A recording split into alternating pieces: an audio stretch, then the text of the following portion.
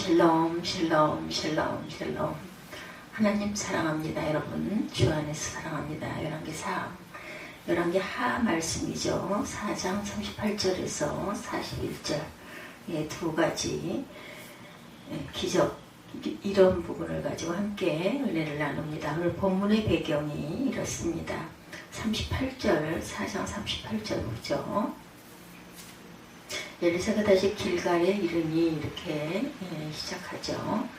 38절에 그 땅에 흉년이 들었는데 선지자의 제자들이 엘리사의 앞에 앉은지라 엘리사가 자기 사원에게 이르되 큰 솥을 걸고 선지자의 제자들을 위하여 국을 끓이라 하며 이렇게 시작이 됩니다.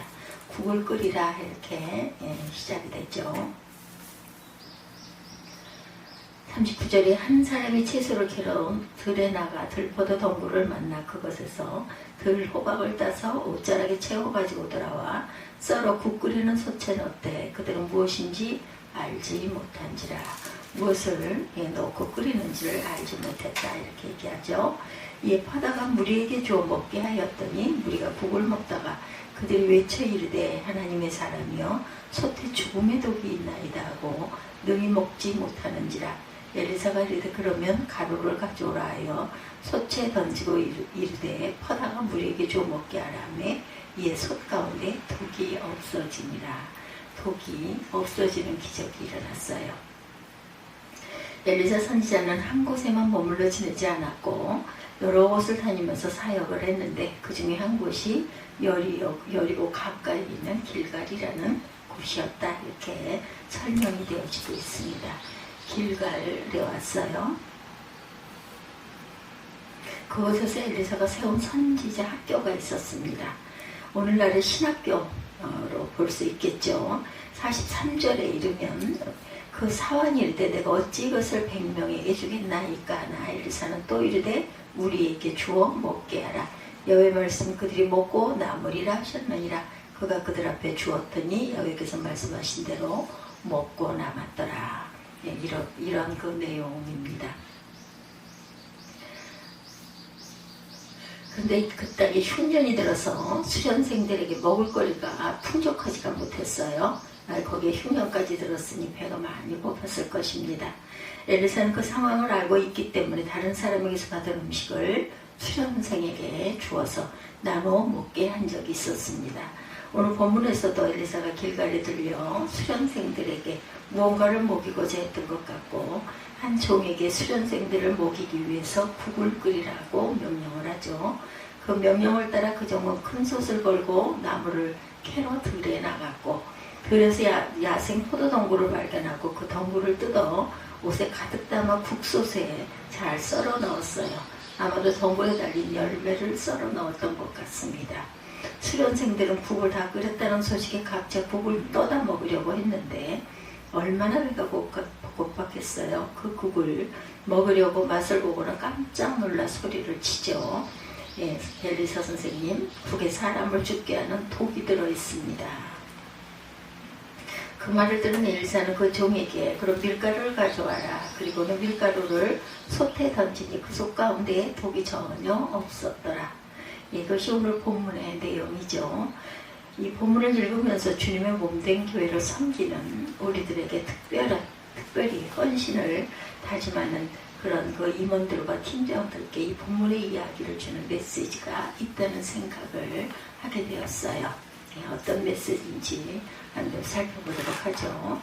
오늘 본문을 통해서 주시는 첫 번째 메시지는 우리는 교회와 성도들을 위해서 국을 끓이는 사람들이구나. 30절을 다시 보면 길갈로 돌아왔고 그것은 엘리사가 예언자 수련생들을 데리고 사는 곳이었습니다. 그때 그 땅에 흉년이 들었고 엘리사가 한 종에게 큰 솥을 걸어놓고 예언자 수련생들이 먹을 국을 끓여라 이렇게 말하죠. 주님은 우리에게 특별히 임원 되신 분들에게 명령하시기를 교회와 성도들을 위하여 국을 끓이라. 오늘 성도들을 이끄는 자가 아니라 성도를 섬기는 자, 우리 모두는 그렇죠. 상석에 앉아 국을 받아 먹는 자가 아니라 국을 끓이는 자들이다. 물론 상황에 따라 국을 받아 먹을 수도 있겠지만 내가 높은 지위에 있는 사람처럼 그렇게 섬김을 받으려는 것은 아니라는 것이죠. 우리 주님은 섬김을 받으려 하지 않으시고 섬기러 오셨다라는 것입니다. 우리도 그 섬김의 길에 있어야 되겠다. 누가복음 22장 27절에 보면 제자들끼리 내가 크다 네가 크다 옥신각신하는 모습을 보신 예수님이 말씀을 하세요. 앉아서 먹는 자가 크냐 섬기는 자가 크냐 앉아 먹는 자가 아니냐 그러나 나는 섬기는 자로 너희 중에 있노라 이렇게 말씀하세요. 우리는 교회 안에 서로 내가 크냐 할 때에 우리 주님은 섬기는 자로 우리 중에 계시다는 거죠. 그 주님 앞에서 십자가 앞에서 내가 크다 하며 섬김을 받으려 한다면 참으로 주님께 부끄러운 모습이 아닐 수 없다.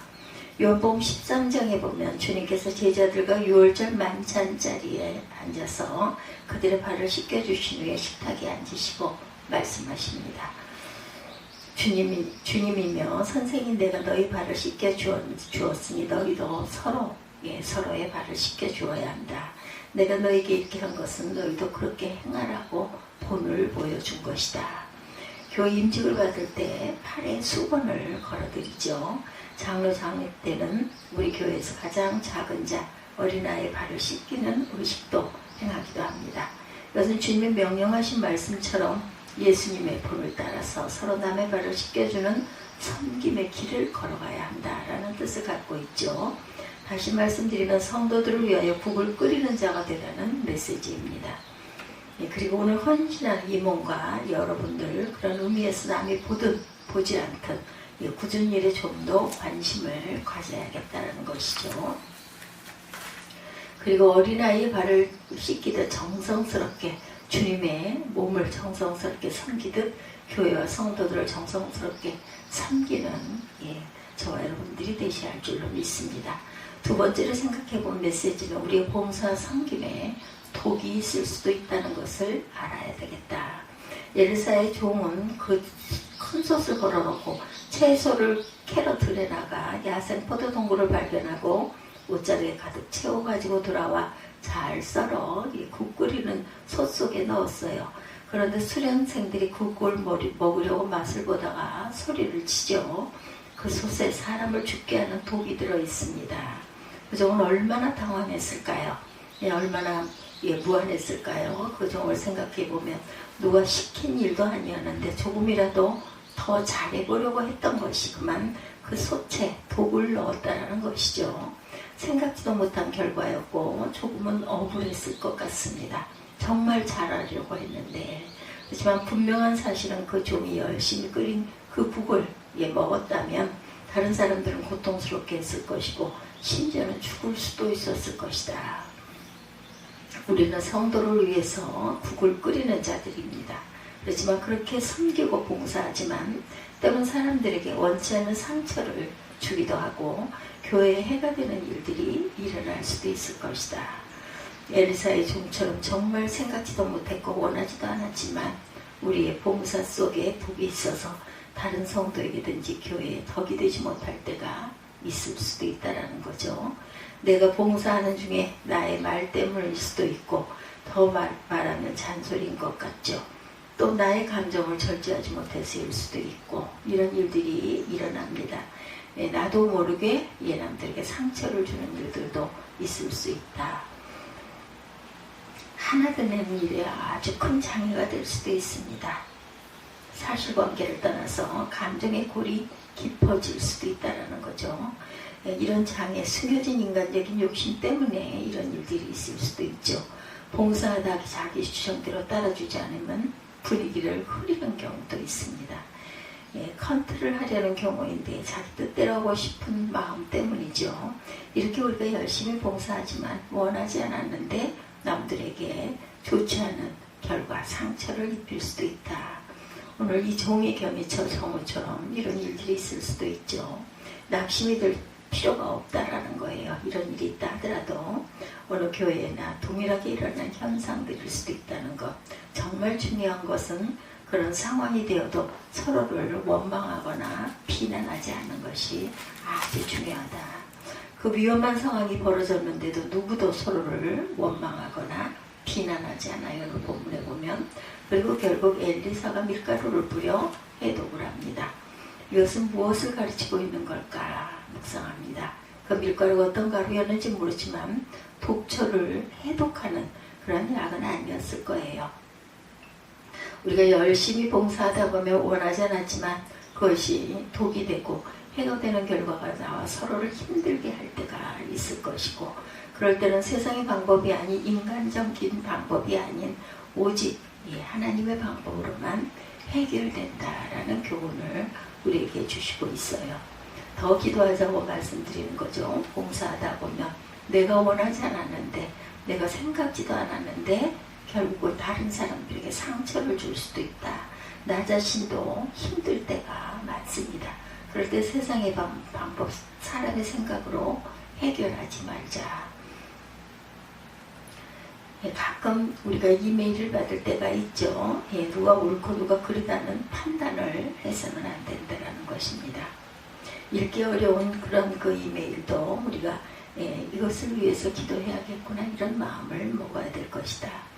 새벽에 일어나 기도할 때 어떻게 받아들일지 모르시겠지만 우리는 불난 곳에 소화기를 뿌리듯 사역과 문제를 위해서 상상하며 기도를 할 수가 있다는 것. 내가 할 수 없음을 알게 그렇게 기도할 수밖에 없다라는 거죠. 우리가 믿기로는 성령이 각 사람의 마음과 생각을 주장하실 때 해결이 될 수 있지 않겠느냐. 그분이 우리의 사역과 봉사에 그리고 우리의 생각과 마음에 밀가루를 뿌려야 해독이 된다라는 거죠. 정말 겸손히 하나님 앞에 엎드리는 일에 우리는 더 힘써야 되겠다. 하나님은 주를 위해 봉사하고 헌신하시는 것 하는 것을 기뻐하지만 그보다 더 원하시는 것은 하나님과 더욱더 가까워지기를 원하신다라는 것. 봉사 생활에 충성하듯 그럴수록 영성 생활에도 더욱 힘쓰는 저와 여러분들이 되시기를 주님의 이름으로 축복합니다. 그 방법만이 우리 교회를 온전히 세워가기 위한 완전한 방법이라는 것. 그리고 오늘 헌신을 다짐하는 여러분들에게 더 한 번 우리가 다짐할 것은 2024년 우리 교회 헌신과 봉사와 교회가 세워져가는 과정이라는 것. 거룩하고 너무도 소중한 사역입니다. 우리 같은 사람이 어떻게 이 거룩한 일에 쓰임받을 수 있을까? 하나님의 은혜일 뿐이라는 것이죠. 우리는 감사함으로 교회 성도를 위하여 국을 열심히 끓여야 할 것입니다. 그 봉사 헌신이 교회와 다른 이들에게 독이 되지 않기 위하여 또한 우리는 우리 자신을 더 내려놓고 겸손히 주님께 엎드리셔야 할 것입니다. 기도하는 저와 여러분들 되십시다. 하나님의 도우심으로 그분이 친히 간섭해 주셔서 교회와 성도를 보호하시고 기쁘게 하고 감동을 주는 국을 끓이는 진정한 섬김이 되기를 주님의 이름으로 축복합니다. 여러분들 우리 열심히 국을 끓이고 그 국으로 인하여 독이 우리에게 들어오지 않도록 주께 기도하고 구하는 하나님의 귀한 자녀들 다 되시기를 주님의 이름으로 축복합니다. 기도하시겠습니다.